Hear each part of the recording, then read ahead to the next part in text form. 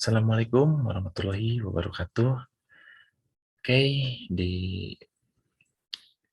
video kali ini kita akan membahas mengenai 7 fungsi CRM dan implementasinya.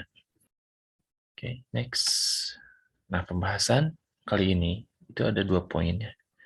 Yang pertama, membahas mengenai 7 fungsi CRM. Dan yang kedua, itu mengenai 3 pertimbangan implementasi fungsi pada CRM yang berbasiskan teknologi informasi. Nah, nanti pembahasan 7 fungsi CRM ini merupakan fungsi-fungsi yang akan diimplementasikan ke dalam sistem CRM.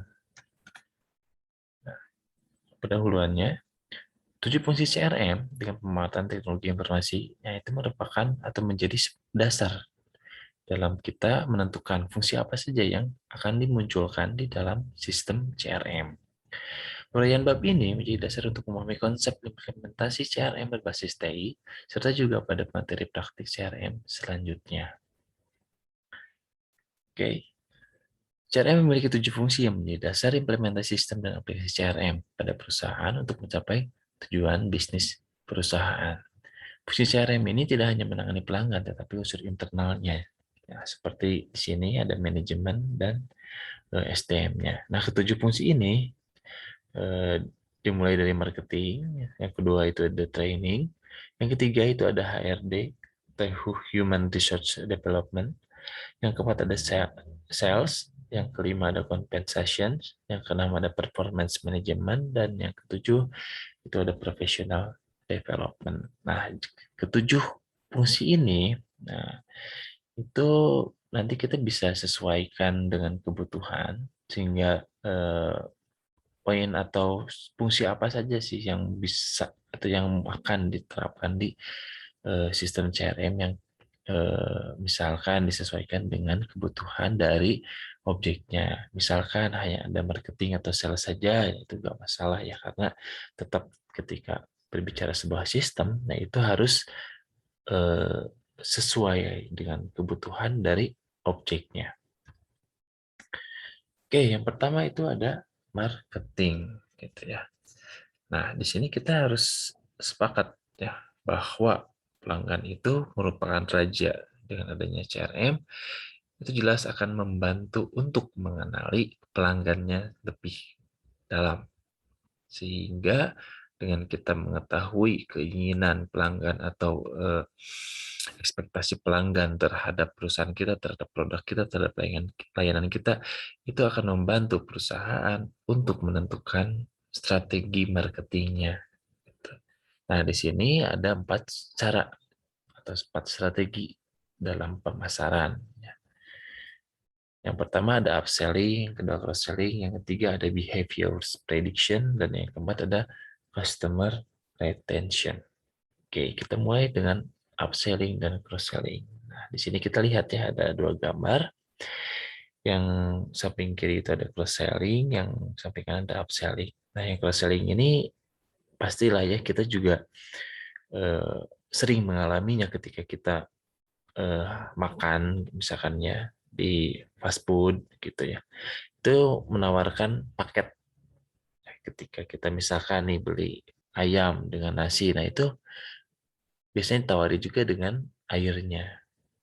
Nah, sebenarnya itu akan memberikan mindset kepada pelanggan bahwa eh, menimbulkan kesan murah gitu. Padahal sebenarnya sama aja ya, ketika kita beli paketan ya kita sama aja dengan membeli 3 produk itu. Gitu. Misalkan contohnya ini ada burger sama ada apa ini eh, kentang gitu dengan minumannya. Gitu. Dengan harga sekian itu sudah mengakomodasi harga dari masing-masing produk ini gitu. Begitu juga dengan misalkan paket sembako ya, ada beras, gula gitu kan yang dijual dalam satu paket gitu. Sama aja sebenarnya ya, hanya strategi dari eh, apa perusahaannya untuk memberikan kesan bahwa oh iya gitu kan, dengan membeli apa dengan menjual paket ini ya si kesannya itu murah gitu. Nah, kalau upselling gitu, nah ini eh, berkaitan dengan penambahan porsi atau ukuran yang lebih besar gitu. Nah, biasanya ini dengan tarif yang relatif sama atau yang misalkan perbedaannya dikit lah gitu ya. Misalkan gitu ya, kita mau beli minuman gitu ya. Kita sering ditawari dengan ya porsinya gitu ya. Apakah mau medium atau misalkan dimulai dari small, medium atau large gitu.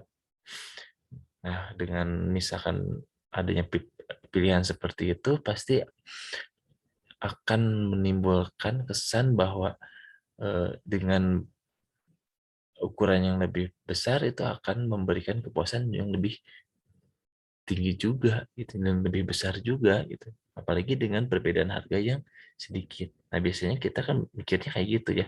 Ini ada yang versi mediumnya dan ini ada yang large-nya. Dengan perbedaan misalkan hanya 2.000 gitu ya. Kita kebanyakan pilih yang large gitu. Ya. Terus contohnya ya antara cross selling dengan upselling. Nah, biasanya si perusahaan atau ya toko-toko atau misalnya restoran itu yang menerapkan yang eh, kedua-duanya gitu. Ada yang paketannya, ada yang untuk misalkan kalau ikan kan ada ukuran ikan sedang, ada ukuran ikan besar gitu. Itu kan masuk ke upselling. Oke, selanjutnya ini ada contoh lain dari cross selling dan upselling. Kalau cross selling ini contohnya ketika kita menjual ada produk handphone, nah itu dampingi istilahnya dengan handphonenya gitu. Karena satu paket atau barang itu merupakan atau eh, ya penawaran barang selanjutnya itu merupakan ada kaitannya gitu. Atau barang itu ada kaitannya dengan barang yang kita beli. Contohnya kita beli handphone, nah ditawari juga gitu kan handphonenya. Gitu. Karena handphone itu ada kaitannya dengan smartphone di sini. Lalu yang upselling-nya itu ukurannya yang berbeda gitu ya. Ada yang bisa 5 inch, 10 inch, itu kan seterusnya. Dengan misalkan fungsinya relatif sama. Lalu selanjutnya ini adalah behavior prediction ya. Behavior prediction. Dalam artian perusahaan ini memanfaatkan data mengenai pelanggan mereka melalui CRM agar dapat memperoleh pengetahuan ya dari pola transaksi mereka mungkin ya dari eh, ya kelakuan pelanggannya gitu. Pokoknya segala hal tentang pelanggan tersebut dikumpulkan gitu, sehingga si perusahaan dapat mengetahui produk atau layanan mana saja yang diminati oleh pelanggan gitu. Misalkan dikelompokkan barang A, misalkan ternyata banyak yang beli dari eh, kaum perempuan misalnya, misalkan ibu-ibu dari range umur misalkan 40 sampai 50. Nah, itu maksudnya.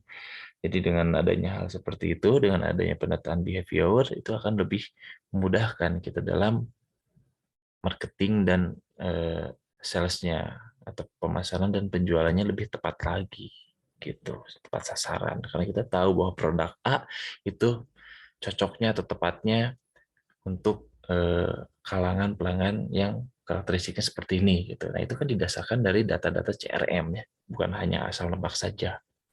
Gitu. Itu yang disebut dengan behavior prediction. Nah, selanjutnya ini ada customer retention. Nah, ini customer retention itu si perusahaan memanfaatkan data-data pelanggan ya, mereka yang melalui CRM agar perusahaan itu dapat mengetahui beberapa hal yang berdasar mengenai pelanggan. Gitu. Dasar ini berkaitan dengan kenapa pelanggan itu bisa berkurang si loyalitasnya atau bahkan bisa pindah ke perusahaan yang lain.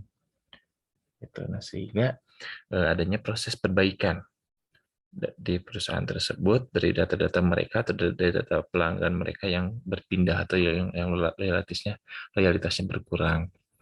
Ini sangat penting dilakukannya untuk evaluasi. Gitu.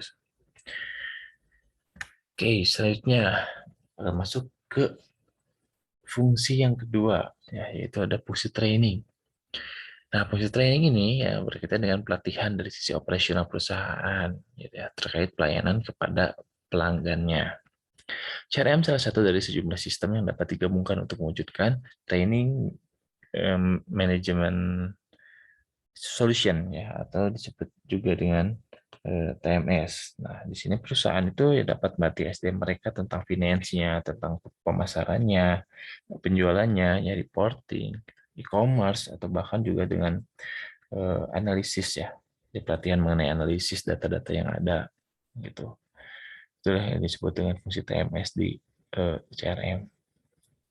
Nah, fungsi training pada CRM ya, bagi perusahaan yang menerapkan CRM harus mampu mengkombinasikan strategi ya, di sini berkaitan dengan strategi bisnis dan pemasaran, kebijakan dan proses menjadi satu kesatuan yang utuh.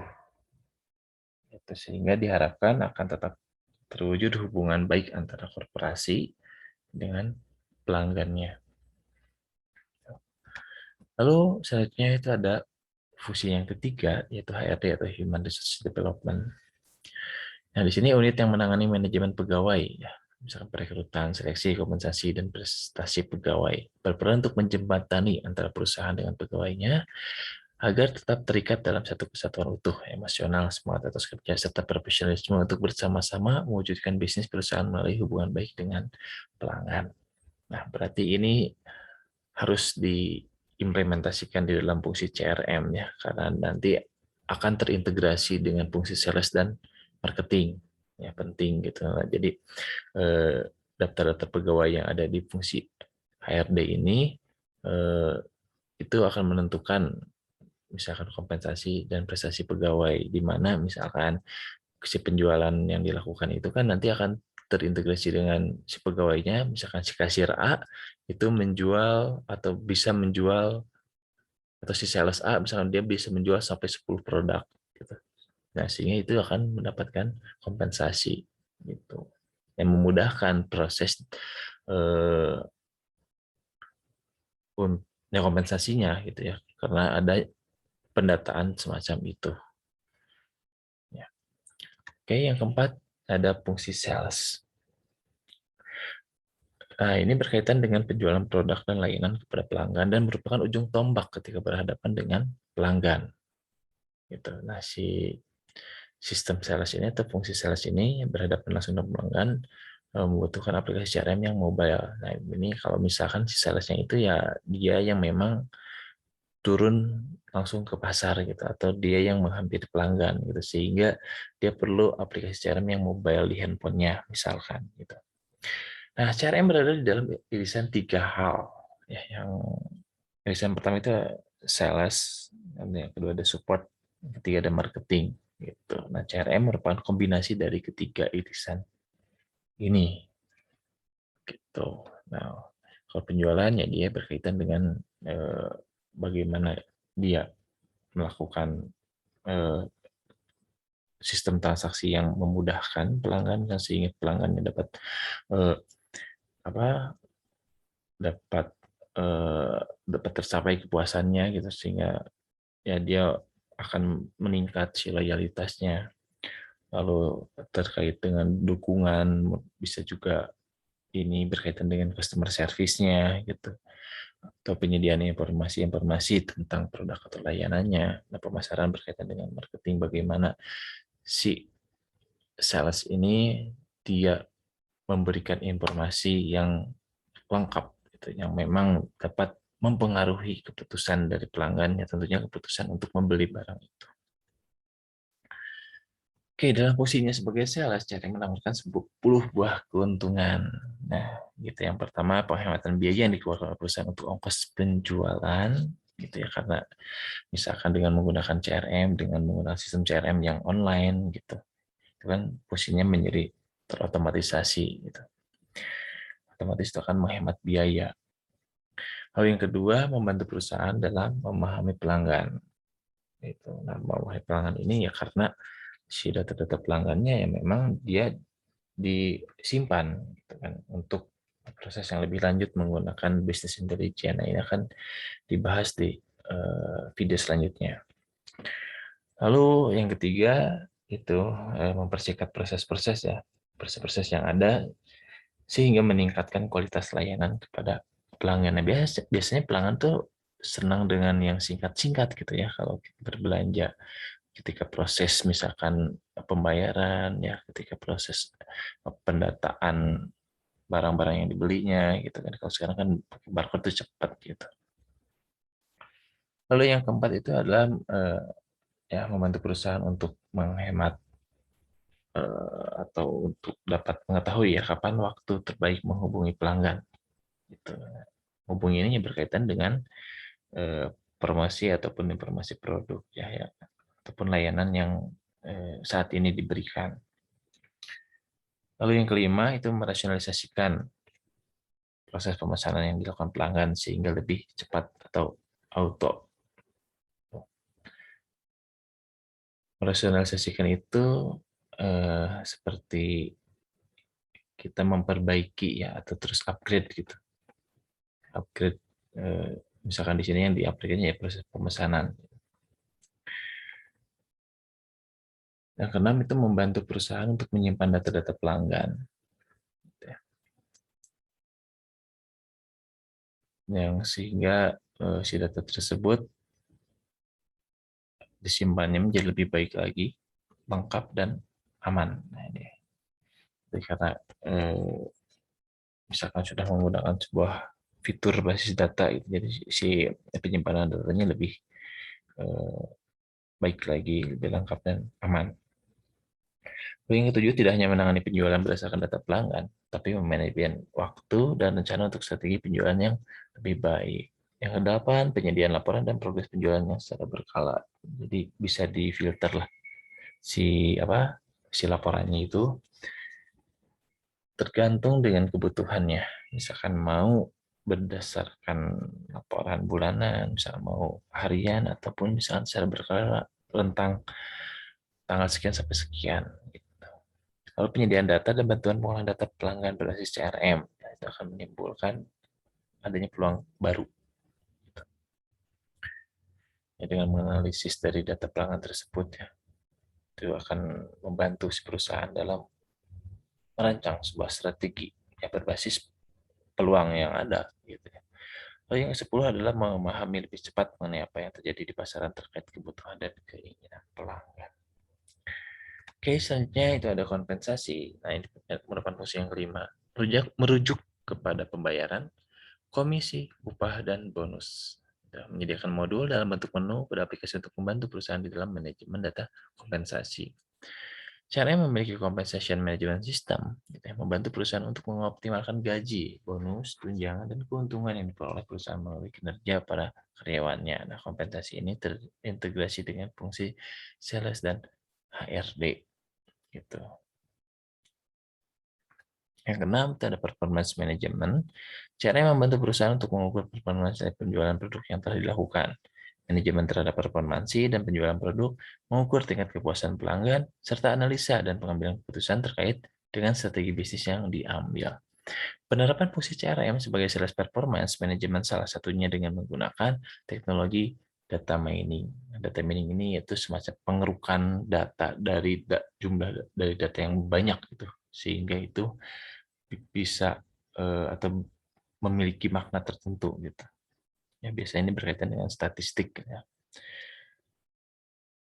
Terus adanya business intelligence, data warehouse, dan juga big data. Data pelanggan dan transaksi dalam jumlah yang banyak dapat memberikan knowledge dan juga gambaran pola transaksi yang terjadi. Gitu. Jadi ini penting gitu, ya, dengan menggunakan data mining, dengan menggunakan business intelligence, gitu, sehingga memberikan pengetahuan kepada perusahaan, gitu, dan juga dapat menggambarkan pola transaksi yang terjadi, sehingga itu bisa dijadikan dasar dalam pengambilan keputusan oleh stakeholder. Lalu fungsi yang ketujuh adalah professional development. Nah, ini pengembangan profesi secara individu pada setiap karyawan agar dapat meningkatkan kemampuan diri, daya saing, dan kompetensi di dalam menghadapi persaingan. Cara yang menyediakan seperangkat development tool untuk membantu perusahaan dalam menjalankan professional development bagi para pekerjanya. Berbasis pada data, CRM mampu memberikan edukasi kepada para pekerja mengenai 3 hal berikut sesuai dengan fungsi professional development yang ingin dicapai. Nah, yang pertama gitu ya, itu mengenai pemahaman fitur menu dan layanan dari CRM yang berkaitan dengan aplikasi ya, berkaitan dengan sistem CRM yang digunakannya. Lalu yang kedua, ya itu pemahaman dan pengetahuan mengenai produk dan layanan, dan ini sangat penting ya terhadap professional development. Semua SDM itu harus terlibat di dalam fungsi marketing. Sepakat loh semua dalam perusahaan itu harus memiliki fungsi marketing gitu. Meskipun misal dia kerjanya di HRD gitu, tapi tetap harus mempunyai pengetahuan tentang produk dan layanan. Seperti itu. Seperti halnya kita misalkan di kampus ya. Gitu. Jadi mau ada di bagian mana, misalkan termasuk kalian sebagai mahasiswa itu ya harus tahu apa yang ada di dalam kampus FTI, misalnya dari prodinya apa saja, gitu kan. Terus sejarah singkatnya, gitu. Dosen-dosennya, nah itu pengetahuan yang harus kalian ya kuasai ya sebagai bentuk tanggung jawab kalian kepada kampus, gitu kan, membantu kampus gitu kan, ketika adanya proses promosi. Yang ketiga itu adalah pemahaman mengenai pelanggan secara lebih detail gitu. Ya, di sini eh, ya maksudnya data-data pelanggan yaitu dikumpulkan ya, entah itu data pribadi, data pola transaksi gitu. Nah, itulah ketujuh fungsi CRM yang bisa diterapkan ya. Misalkan kita bisa pakai aplikasi yang open source CRM-nya, bisa juga kita bikin sendiri gitu kan ya, tergantung dari kebutuhan objeknya. Nah, terdapat 6 langkah yang harus dilakukan oleh perusahaan terkait professional development. Gitu. Yang pertama, itu ada mentoring. Nah, ini merupakan tahap pendidikan dan pembinaan ya, melibatkan itu minimalnya satu orang mentor yang berpengalaman tentunya di bidangnya. Lalu consultation. Nah, ini merupakan tahap konsultasi bisa kepada satu atau beberapa konsultannya di bidangnya gitu, yang dianggap dia lebih paham gitu ya. Lalu yang ketiga itu ada praktis. Nah, merupakan tahapan praktik langsung ya, di lapangan itu terkait dengan professional development ya bagi para pekerjanya. Nah, biasanya ini dalam hal mereka mempraktekkan kemampuan dalam menghadapi pelanggan gitu, mempraktekkan kemampuan berkomunikasi yang baik terhadap pelanggan gitu.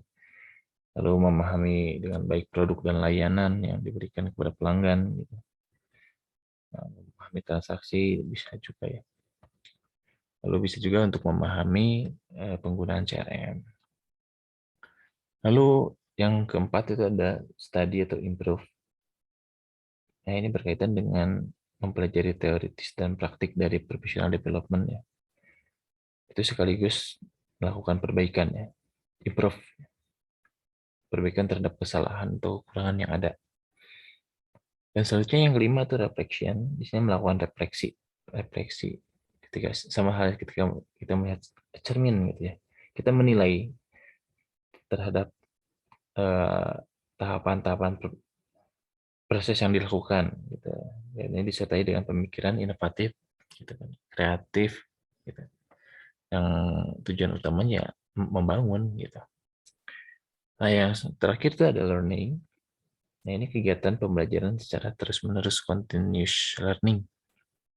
Itu didukung dengan lingkungan dan fasilitas yang memadai di perusahaan. Nah, di sini ada 3 pertimbangan implementasi fungsi pada CRM berbasis IT. Ya. 7 fungsi utama CRM dapat diimplementasikan dengan memanfaatkan teknologi informasi dalam bentuk software CRM. Ya. Nah, terkait implementasi tersebut, ada 3 hal yang saling berkaitan yang menjadi pertimbangan. Itu yang pertama, integrasi fungsi dan strategi bisnis. Nah, di sini perlu dipahami ya mengenai integrasi dari fungsi-fungsi tersebut ya. Gitu ada eh, misalkan ada strategi bisnisnya gitu. Lalu implementasi CRM ke dalam teknologi informasi itu tidak terbatas hanya berupa instalasi saja, atau misalkan berupa konfigurasi atau penggunaan aplikasi CRM. Nah, atau dalam tahapan yang lebih tinggi, misalkan dengan membuat desain aplikasi dan melakukan pengembangan di software. Nah, di sini implementasi CRM itu harus secara utuh dan maksimal ya pada perusahaan. Nah, maksudnya di sini kondisi di mana perusahaan mampu memahami teknologi, fungsi, eh, dan aplikasi, gitu kan. Nah, aplikasi itu yang jelas yang terintegrasi ya ke dalam sistem CRM yang diimplementasikan tersebut. Nah, proses integrasi di sisi sistem maupun aplikasi itu haruslah mengacu kepada strategi bisnis perusahaan yang bersangkutan. Hal ini dimaksudkan agar integrasi terwujud dengan baik dan mampu membantu perusahaan di dalam mencapai tujuan bisnisnya. Itu artinya di sini bukan hanya berfokus kepada bagaimana kita instalasi software itu dan penggunaan CRM-nya, tetapi lebih luasnya lagi ya kita harus memahami dari integrasi fungsi dan strategi bisnisnya. Integrasi fungsi berarti tadi fungsi-fungsi yang ada di dalam tadi dijelaskan 7 fungsi itu kita harus paham bagaimana integrasinya. Lalu strategi bisnisnya apa sehingga akan adanya keselarasan antara integrasi fungsi dan strategi bisnis. Lalu yang kedua itu ada fokus kepada peningkatan layanan. Nah, ini ya berkaitan dengan pelayanan kepada pelanggan atau tentunya ya. Jadi si SDM yang ada itu harus memiliki eh, kemampuan dalam berkomunikasi ya, kemampuan dalam bersikap yang baik gitu, dalam eh, menghadapi pelanggan. Lalu selanjutnya itu kesadaran bahwa pelanggan adalah segalanya. Nah ini berkaitan dengan upaya untuk menerapkan fungsi dari CRM ke dalam teknologi informasi ya. Jadi si perusahaan harus memiliki kesadaran sepenuhnya bahwa pelanggan adalah segalanya. Lalu si perusahaan juga harus mampu memenuhi keinginan pelanggan. Dalam artian ya kita harus memanjakan pelanggannya dengan layanan yang memuaskan tentunya. Bisa dengan pemberian bonus seperti ya. Misalkan ada promo gitu. Lalu bagaimana kita caranya menjaga kepercayaan, misalkan mengenai privasi pelanggannya. Gitu.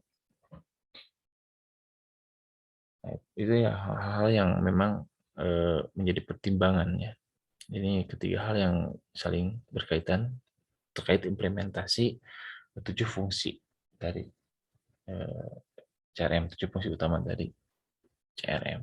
Nah, oke. Kita sudah memasuki slide terakhir. Seperti biasa kalau ada pertanyaan silahkan boleh diajukan di kolom komentar atau misalkan boleh di WhatsApp. Oke, saya tutup. Terima kasih atas perhatiannya. Mohon maaf atas kekurangannya.